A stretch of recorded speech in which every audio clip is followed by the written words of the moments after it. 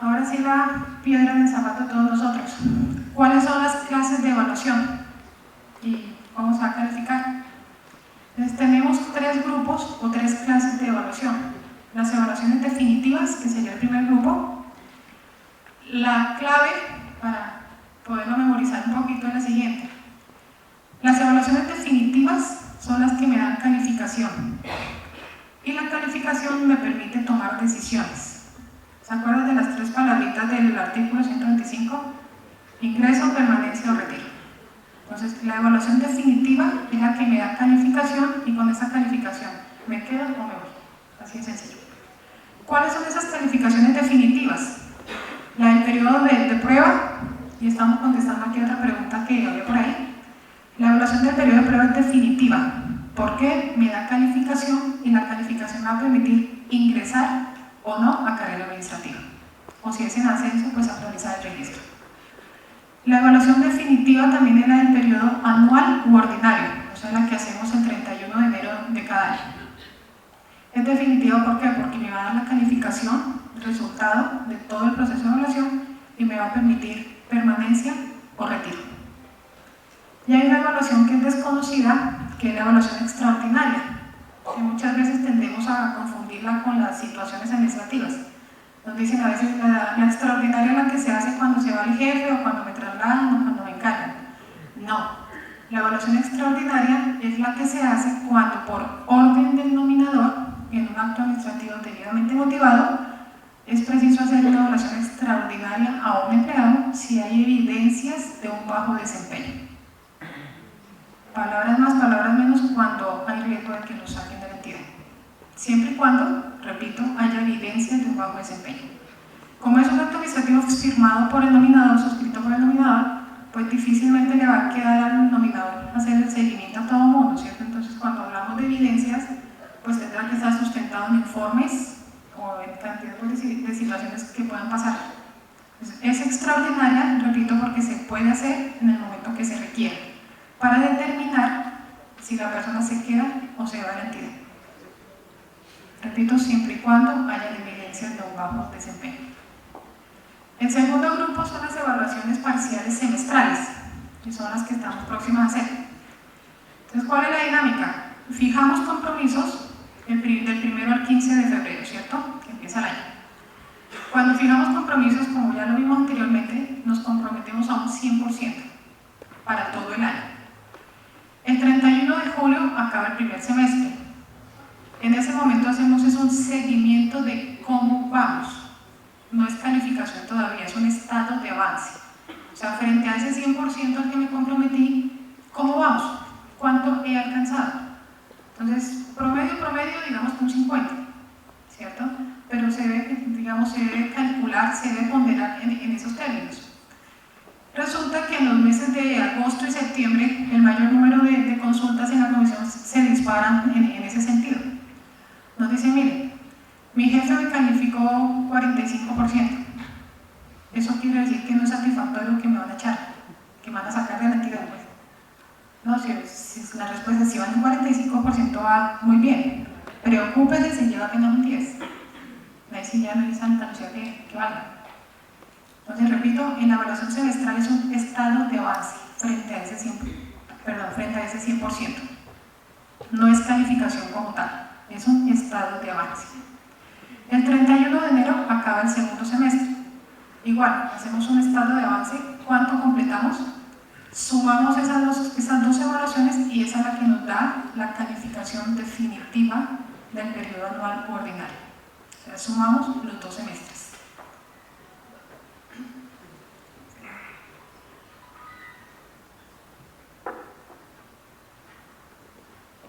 Importante antes de que se me olvide, resulta situaciones como las siguientes.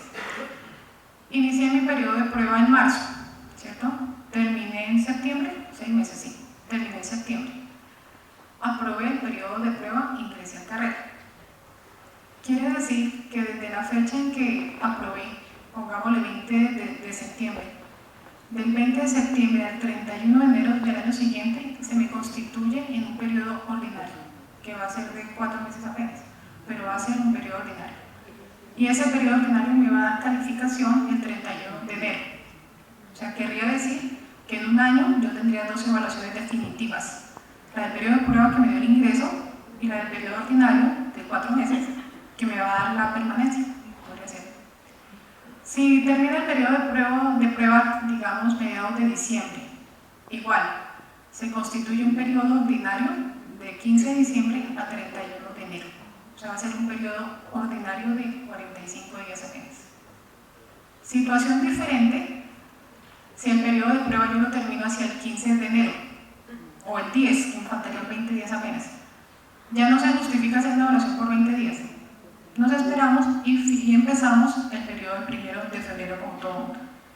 O sea, digamos que la regla de oro es, si faltan más de 30 días, fijamos compromisos y lo tomamos como periodo ordinario.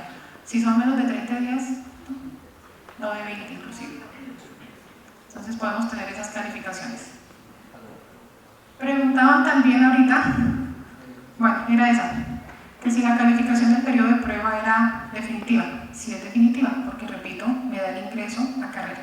Y con esa calificación pues puedo acceder a muchísimas cosas, inclusive podría acceder a nivel sobresaliente.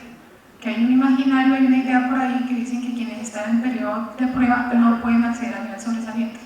Claro que sí, sí se puede, desde que cumplan con las condiciones que ya va a mirar. Que no puede acceder a encargos también. Ah, sí, pero sí, eventualmente. Y parciales eventuales. Y el último grupo, que es el más complicadito de todos, son las evaluaciones parciales eventuales. Que esas evaluaciones sí son las que hacemos cuando se presenta alguna situación administrativa determinada. Me preguntaban hace un ratito por ahí, si el jefe se va. Sí, el día que el jefe se va, debe dejar hecha una evaluación hasta el día que él estuvo. El jefe que llega nuevo retoma desde el día en que está y continúa con la evaluación siguiente. Que si hay alguna licencia o una comisión, entonces por los tiempos que la persona esté dentro o fuera de la entidad, se hacen esas evaluaciones. Palabra más, palabra menos, esas evaluaciones deben hacerse proporcional al tiempo efectivamente laborado. Y cuando hablábamos, ¿acuerdas un rato cuando les decía que no nos enredáramos con más de 4 o 5 compromisos? ¿Por qué? Porque como todos los definimos múltiplos de 5, cuando empezamos a hacer estas evaluaciones parciales eventuales, no es recomendable complicarnos tanto la vida, porque imagínense haciendo evaluaciones por 30 días. Un ejemplo, mis compromisos eran sobre el 100%, entonces, ¿cuántos debería cumplir en 90 días? Pues califíqueme sobre un 25%. Y el otro jefe me va a calificar sobre el 75%, porque todo es proporcional. Entonces, a veces nos encontramos con situaciones en que hubo 3 cambios de jefe durante el año. Entonces vamos a tener 3 evaluaciones parciales eventuales. Resulta que cada uno la calificó sobre el 100%. Entonces nos encontramos con sorpresas como resultado del definitivo 300% de cumplimiento. Eso es totalmente lógico. Entonces, es enredado en el sentido en que nos toca ponernos a jugar con regla de 3 todo el tiempo. Está en el formato. Está en el formato está prediseñado para tomar el tiempo. Entonces si mis compromisos estaban 100% a 360 días, ¿cuánto debería cumplir en 90? 25%. Entonces la primera evaluación se hace sobre un 25% y la segunda sobre un 75%. La suma de las dos me debe dar al final la calificación definitiva sobre un 100% máximo. Igual sucede cuando, por ejemplo, durante el año tenemos varios periodos en que soy encargado. Por ejemplo, empiezo el año en el empleo donde soy titular de carrera, febrero. En mayo me hacen un encargo. Entonces cambio de empleo, o sea, tengo que volver a fijar compromisos, todo lo demás. Entonces tengo una evaluación parcial eventual chiquita. Resulta que en el encargo estuve 3 meses nomás y me devuelvo al empleo del cual soy titular. Y termino el año otra vez en un encargo. Entonces ahí tendría 4 evaluaciones parciales eventuales. Todas, repito, proporcional al tiempo efectivamente laborado.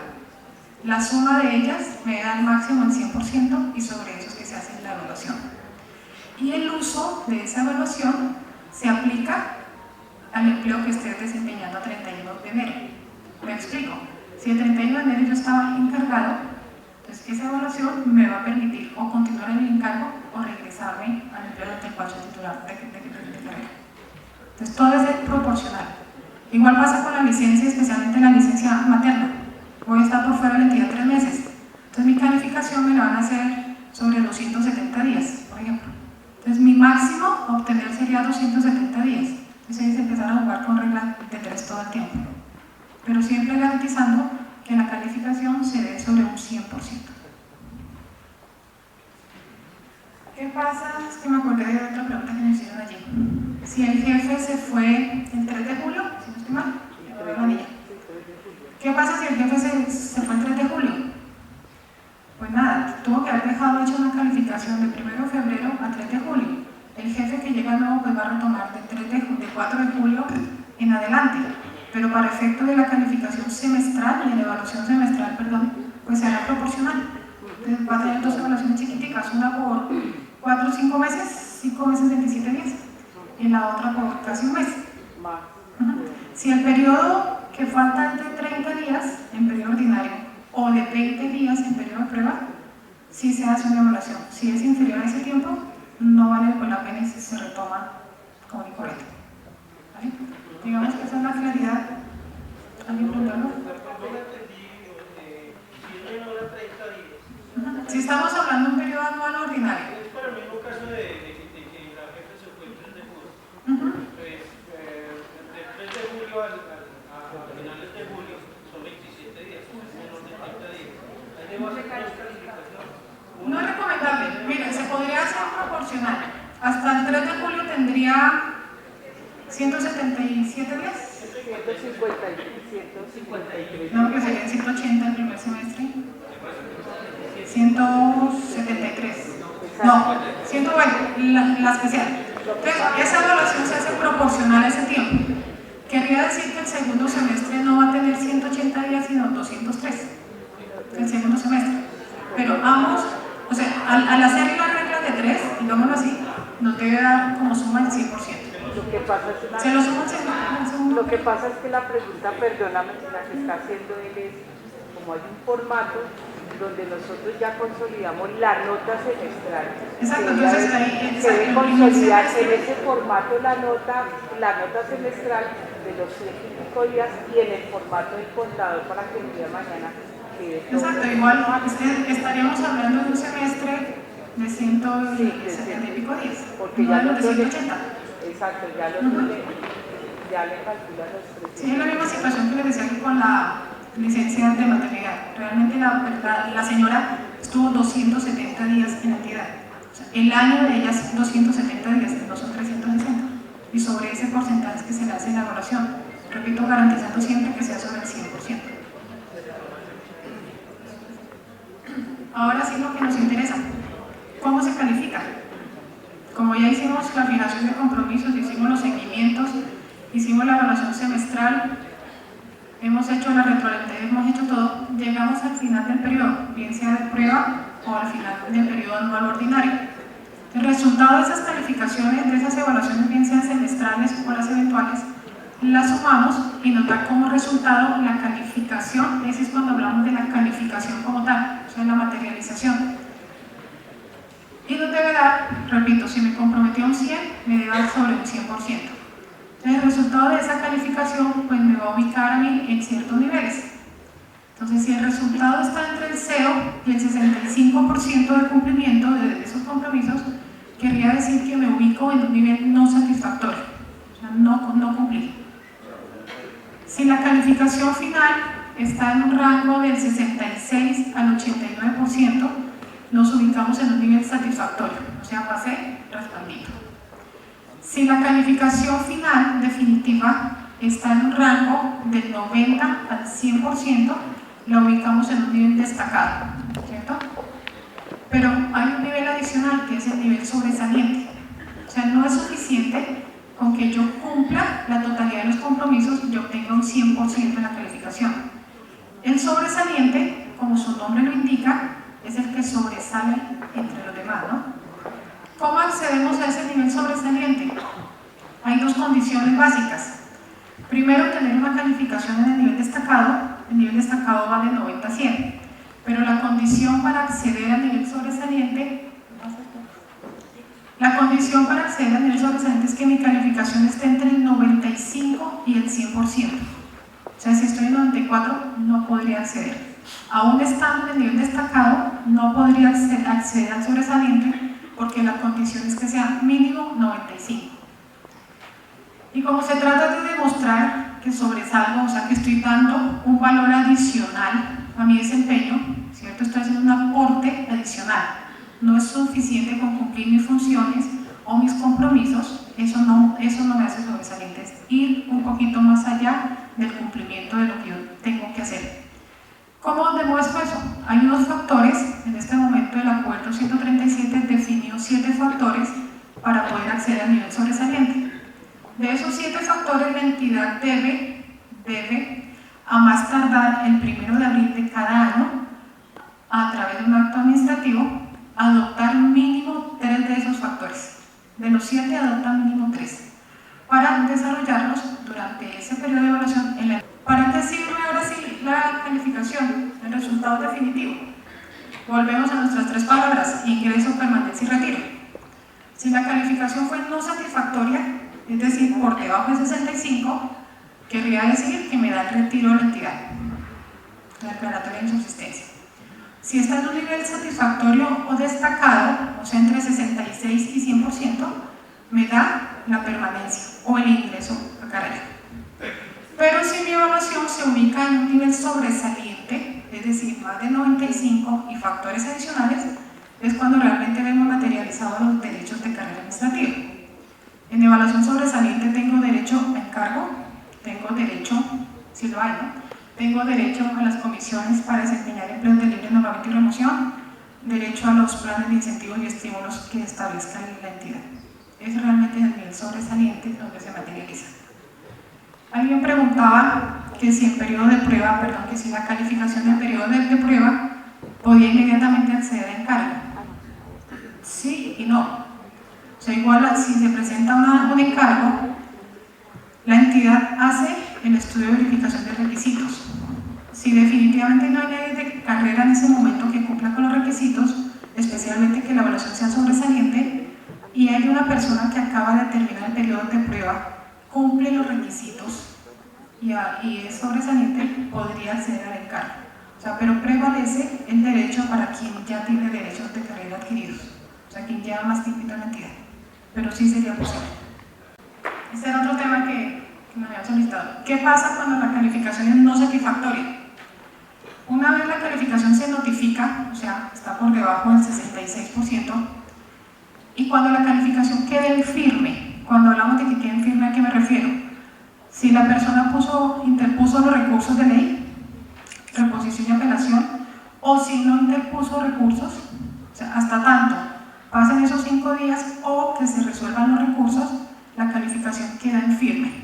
Ya una vez en firme esa calificación, procederá el área de talento humano a proyectar el acto administrativo donde se declare insubsistente el nombramiento de esa persona. Y es el nominador quien debe ejecutar ese acto administrativo.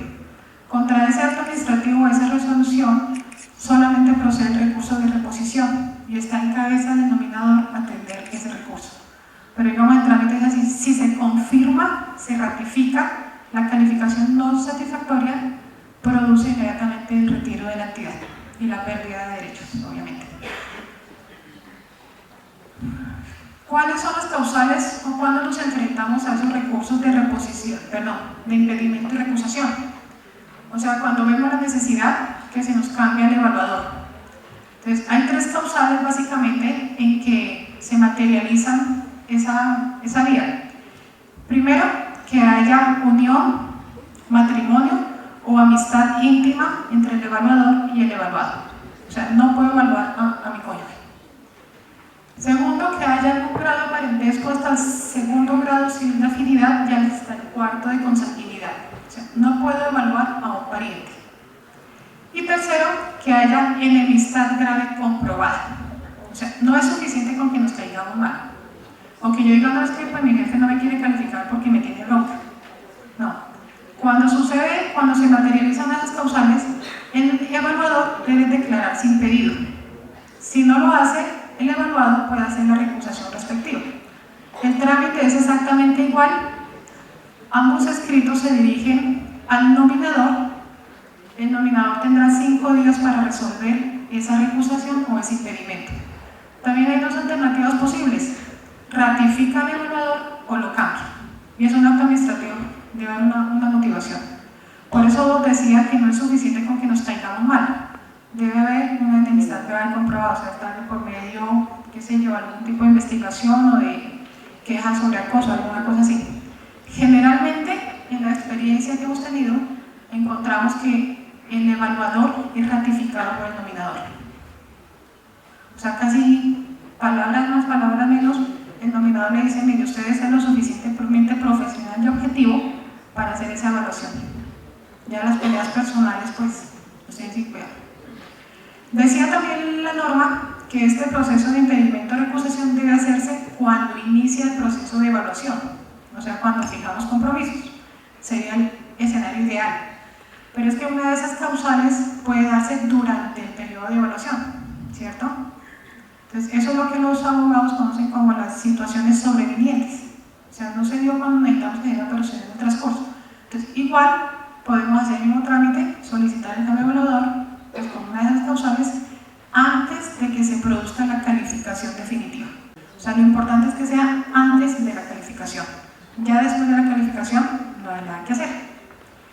Con la calificación, una vez que tenemos la calificación definitiva, si yo no estoy de acuerdo con esa calificación, tengo las dos posibilidades que me da la ley gubernativa: el recurso de reposición y el recurso de apelación, el subsidio y el de apelación. El de reposición lo debe resolver o se presenta ante el mismo evaluador, pues para que aclare, revoque o modifique esa calificación. Y el de apelación lo debe resolver el superior jerárquico del evaluador, o sea, el jefe del jefe, en pocas palabras. En el sistema general de carrera, las entidades que estamos en el sistema general, tenemos esa posibilidad de los dos recursos. Por ejemplo, en el sistema específico de las superintendencias, solamente tienen derecho al recurso de reposición, no hay apelación. Entonces, cuando el de reposición lo resuelve el mismo jefe, el mismo evaluador, pues difícilmente va a cambiar esa nota, ¿no? Pero sí es importante que lo tengamos claro. Los recursos se deben presentar dentro de los 10 días siguientes a la notificación de la calificación. Si nos esperamos al día 11, ya es extemporánea y la calificación queda en firme. Entonces tenemos el recurso de reposición y el subsidio de apelación. Digamos, esa es la vía gubernativa con la que contamos en este momento.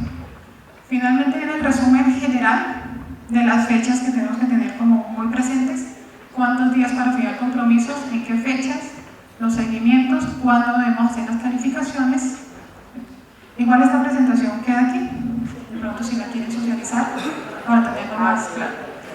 Y la reflexión final, a lo que estamos acostumbrados, siempre decimos, nosotros hablamos muchísimo en nuestro trabajo, entonces es una caricatura que nos pareció como muy acertada para eso. Vienen las preguntas que ustedes formularon.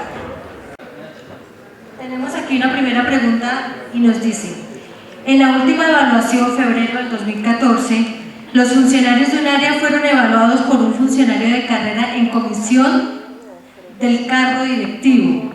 ¿Se debió conformar comisión evaluadora? ¿Dicha evaluación es válida? Sí es válida la calificación, teniendo en cuenta que para ese momento el servidor que fue comisionado, nombrado en un cargo directivo, se separa temporalmente de la carrera administrativa y pasa a ejercer un empleo de libre nombramiento y remoción. Entonces no debe conformar comisión evaluadora y realiza su calificación como servidor de libre nombramiento y remoción para ese momento. ¿Sí? El que esté en comisión o en cargo en un empleo de libre nombramiento y remoción de nivel directivo está facultado para hacer la calificación de manera directa, porque estamos hablando del empleo, no de la persona.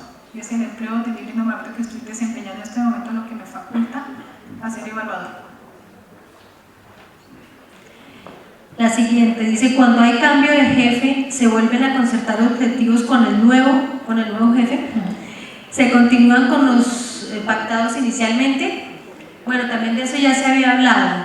Cuando hay un cambio de jefe, si el jefe que llegue a la dependencia considera que los objetivos que ya están plasmados dan con el cumplimiento de las metas institucionales, puede dejarlos, o si considera que realmente no va a dar cumplimiento, los pueden cambiar. No sé si hay otro... Sí, y hago una continuación acá. Se pueden ajustar o no si es solamente cambio de jefe. Pero si yo cambio de jefe porque me voy en un encargo a otra dependencia o porque me voy en traslado para otra dependencia, necesariamente sí se tienen que ajustar. Porque como ya la dependencia y el empleo, si es encargo, porque el encargo siempre es vertical, ¿no? Me voy para arriba. Si es traslado, el traslado es horizontal, es el mismo empleo para otra dependencia. Entonces le voy a apuntar a metas diferentes y las funciones del empleo pues van a ser diferentes. Entonces en esos casos sí es necesario ajustar los compromisos. Obviamente va a estar una evaluación parcial eventual previa. Este y como es eso debe llegar a la segunda. caso concreto del jefe que llega. Son varias y tenemos ya poco tiempo. Dice, ¿cuáles son los pasos a seguir cuando no existe acuerdo en la calificación contenida? Bueno, por los compromisos fijados inicialmente al comienzo del periodo. También se habló del tema, cuando no estamos de acuerdo con la fijación de los compromisos, acudimos a la comisión de personal. Y la comisión de personal es quien establece si sí o si no el funcionario puede cumplir estos compromisos. Si considera que no se ajustan, digamos, como a sus funciones del empleo, entonces solicita al jefe inmediato hacer el correspondiente ajuste. Y contra la calificación definitiva, si no estoy de acuerdo, pues están los recursos de ley, ¿no? Reposición y el subsidio de apelación. Dice, en una calificación la falta de proactividad o términos subjetivos se pueden tener como base para bajar la calificación bajo la evidencia que cumplió con sus objetivos al 100%. O sea, ya después de haber realizado la calificación, entiendo acá sí se comprueba que realmente no tenía una calificación o no merecía la calificación del 100%, que sí es posible, en este caso, modificar la calificación.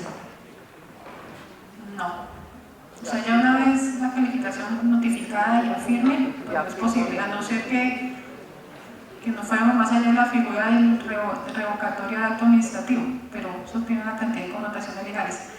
Pero desde el punto de vista, digamos, normativo y también como administración de personal, sería incoherente que si hay baja productividad y bajo desempeño tuviera una calificación del 100% de cumplimiento. Hay que me estaría indicando, primero, que no fue la responsabilidad y el compromiso de parte y parte, sino podría inferir mejor que la calificación la hice yo y mi jefe fue el que la firmó, porque sería totalmente, repito, incoherente y ilógico que si hay baja productividad, bajo desempeño, tenga una calificación de un 100%. Pero si ya una vez es notificada, no hay que hacer. Bueno, acá hay una pregunta que realmente no la entiendo muy bien, pero la considero, entre lo que entiendo, la considero importante. Dice, en la evaluación, en el caso de técnicos, se puede evidenciar que realizan funciones profesionales, pero que para que quede prueba de lo que realizan, o sea, lo que entiendo acá, es un técnico y realiza funciones de profesional. ¿Cómo evalúan? ¿Como técnico o como profesional? ¿Sí? Se tiene en cuenta que si la persona está nombrada como técnico y realiza unas funciones adicionales sin ser encargado, esas funciones ni siquiera creo que la entidad puede certificarlas. El servidor técnico o asistencial o profesional se le certifican sus funciones de acuerdo a la labor que está, de acuerdo al cargo desempeñado. Pues es que el manual de funciones... Sí. Por eso les hablaba de la última función, que es la fórmula mágica en todos los manuales, y las demás que sean asignadas. Pero las demás funciones que son asignadas, qué pena, deben ser inherentes al cargo del cual es titular. ¿Sí? Entonces, inherentes al cargo y al nivel jerárquico del empleo. O sea, sí es dable, y de eso también hay una sentencia de la Corte que dice es que el empleo público se desarrolla en función pues, del empleo, no de la persona que lo desempeña. Entonces, sí es posible asignar funciones adicionales siempre y cuando correspondan al nivel jerárquico del empleo. Al nivel jerárquico. Por eso en el decreto, para ustedes aplicaría el 185, ¿no? Territorial. En el decreto 185 están definidas las funciones del nivel directivo, las funciones de nivel profesional, las funciones de nivel técnico asistencial, las funciones macro. Entonces, siempre y cuando esas funciones correspondan al nivel, sí se pueden asignar. Si se asignan funciones de un empleo diferente, de diferente nivel, sí ya estamos en problemas. Comisión de personal, en primera instancia para reclamar, reclamación al talento humano. Dice, cuando se tiene un encargo pero no se realizan las funciones del mismo, ¿cuáles serían las evidencias y cómo no llegar a la extralimitación de funciones? Ojo con esto. Es muy importante que la persona que tiene un encargo debe desempeñar las funciones del encargo, porque el encargo se da específicamente primordialmente por las necesidades del servicio de la entidad. A nadie le hacen un encargo para mejorarle su situación económica, me decían a mí en una oportunidad. O sea, es así. O sea, la persona está en encargo y desempeña las funciones del cargo y deja a un lado el de la titularidad. Entonces, porque pasa muchas veces de que yo estoy en la oficina de talento humano, desempeñando como técnico, hacen un encargo en la jurídica. Entonces, en la jurídica está el empleo y está la remuneración, ¿verdad? Pero yo sigo desempeñando las funciones en la misma oficina. Entonces, no cambié de funciones, pero sí me subieron la asignación salarial. Es responsabilidad de la administración que el servidor que esté encargado desempeñe las funciones.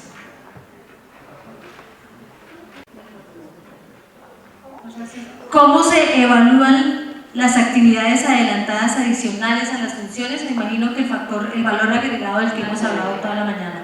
Entonces, en el momento de realizar la calificación, vemos si el servidor cumplió con algunos de esos factores para acceder al nivel sobresaliente o al nivel destacado, y pues de esa manera pues se evalúan estas funciones adicionales, se tienen en cuenta. Aquí tenemos muchas preguntas respecto a los contratistas que pues no es tema de la comisión, entonces vamos a obviarlas, también por tiempo. Pero bueno, una de esas sí es importante. Hay contratistas que ejercen como coordinadores de un grupo. Los contratistas no pueden hacer la fijación de los compromisos ni las calificaciones, eso sí es importante que quede. El contratista puede aportar evidencias, puede aportar pruebas, puede ser un tercero en el proceso de evaluación, pero en ningún momento es el llamado inicialmente ni a fijar ni a calificar compromisos. ¿Bueno? Al personal de carrera y a los profesionales se les realiza la evaluación del desempeño. ¿Cómo se puede evaluar el desempeño de los contratistas? ¿Qué piensa la comisión respecto de este personal?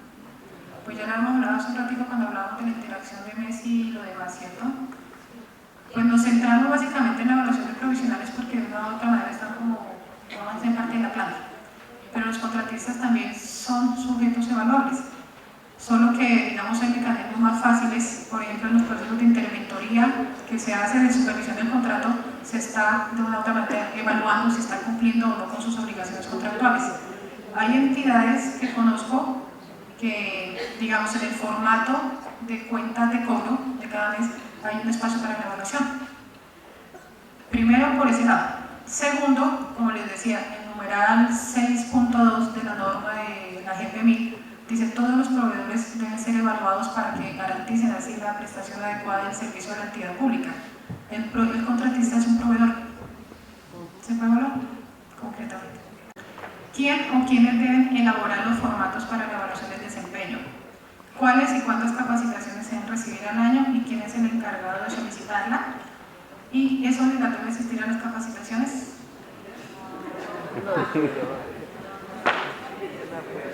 Cuando preguntan aquí quién es el encargado de elaborar el formato, supongo en este momento infiero que es que es encargado de diligenciarlo o de elaborar el formato del sistema propio. Hay dos cosas diferentes. Si se refieren a quién es el encargado de diligenciarlo, el evaluador, cuando nos sentemos con el evaluador, como eso ya pues, se baja el programa, se baja la planilla en Excel, lo que sea, se diligencia. ¿Quién lo guarda? Depende de la organización interna de la entidad. Algunas entidades dicen, bueno, señor evaluador, usted guarda el formato y nos lo entrega calificado dentro de un año. O talento humano lo guarda y se lo devolvemos en el momento de la calificación. Eso ya es totalmente manejo interno. En cuanto a la capacitación, pues decíamos que el resultado de la evaluación del desempeño nos debe indicar cuáles son las necesidades de capacitación de la entidad. De hecho, hay toda una metodología desarrollada por la ESAP y Función Pública para los famosos planes institucionales de capacitación, ¿cierto? Entonces, dependiendo de la necesidad de capacitación que tenga la entidad para mejorar, potencializar las competencias de nuestros servidores públicos, pues se determina el programa. O sea, no hay un número establecido de capacitaciones. Si es obligatorio o no asistir a ellas, pues depende del servidor público. Entonces, ahí sí que no sé qué contestarles. Es talento humano en cabeza del proceso quien define ese programa de capacitación en esta, y ya dependiendo de quién quiere ir o no.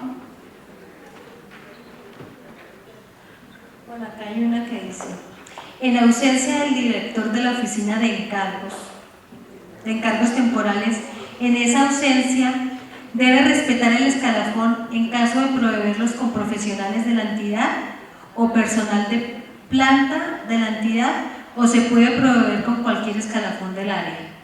Me imagino que esto tiene que ver con los encargos o con la asignación de funciones. Pues generalmente hay servidores que les gusta que les asignen, o que es bueno que les asignen funciones de otro nivel, de mayor nivel, por adquirir experiencia. Pero también pasa que cuando es remunerado, pues nos encanta como más. Entonces, se debe llevar a cabo, claro que en este momento está suspendida la circular 005 del 2012, pero sí, está suspendida en el sentido de las autorizaciones, ¿sí?, ante la Comisión Nacional del Servicio Civil. Pero para realizar el proceso de encargos tenemos que acudir a todo el procedimiento establecido, que es la verificación de requisitos y quién realmente es el que cumple para poder acceder. Sí, eso es todo un proceso, no se debe hacer a dedo. Entonces, lo de los encargos y la asignación de funciones debe hacerse previo a un procedimiento que se debe dar estricto cumplimiento. Dice: ¿cómo actúa la Comisión Distrital del Servicio Civil en el proceso de evaluación del desempeño? Pues no sé si están hablando de la comisión. Del Departamento Administrativo del Servicio Civil Distrital, debe ser. Pues el Servicio Civil Distrital, pues digamos, tiene bajo su competencia asesorar a las entidades del nivel distrital. Pero en cuanto a evaluación del desempeño, ¿cómo se refiere? Digamos, acata las directrices de la Comisión Nacional. La Comisión Nacional expidió el acuerdo 137 y era competente legalmente y normativamente para expedir los lineamientos. Entonces, el Servicio Civil Distrital, acogiendo los lineamientos de la Comisión Nacional, puede asesorar, capacitar en materia de evaluación, pero siempre y cuando se respeten esos criterios establecidos por la Comisión Nacional.